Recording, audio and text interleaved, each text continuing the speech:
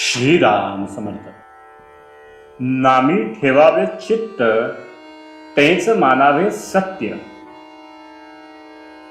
प्रारब्धानुसार देहाची गती, तेथे न गुंतवावी आपली वृत्ती. प्रारब्धाने देहाची स्थिती, आपण न पालटू द्यावी वृत्ती. देह प्रारब्धाने जातो, सुख दुःख भोगवितो.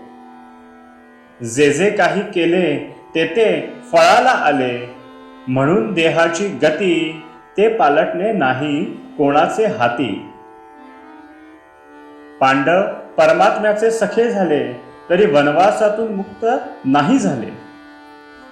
सुदामा भगवंताचा झाला, पण दारिद्र्यातच राहिला. म्हणून देह प्रारब्धावर टाकावा, जे होईल तो आनंद मानावा. जैसे दुःख येते प्रारब्ध योगे, सुख आहे त्याचे मागे. दोहोची न धरावी चाड, नामाची ठेवावी आवड. चित्त ठेवावे भगवंता पायी, प्रारब्ध आड येऊ शकत नाही.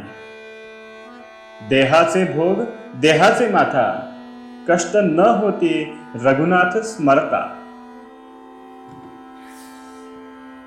प्रारब्धाने आलेले कर्म करीत जावे, त्याचे फळ भगवंताकडे सोपवावे. साधू संत देवादिक हे प्रारब्धातून नाही सुटले देख. जीवनातील आघात प्रारब्धाचे अधीन, समाधान नसावे त्याचे वर अवलंबून. त्यात रामाचे स्मरण देईल समाधान. दुष्टाची संगती प्रारब्धाने जरी आली, तरी राम कृपेखाली दूर गेली. मुखी असावे एक नाम, याहून दुजे पुण्य नसे जाण. नामी ठेवावे चित्त, तेच मानावे सत्य. हा निश्चय ठेवावा मनात, मन होईल निभ्रांत. कर्तव्ये असावे तत्पर, मुखे नाम निरंतर. नामाचे प्रेम करावे जतन, जैसा कृपण राखी धन. कारण नामच आपल्याला तारण. मुखी रामाचे नाम, बाह्य प्रपंचाचे काम. ऐसा राम जोडा मनी, दुःखाचा लेश न आणावा मनी.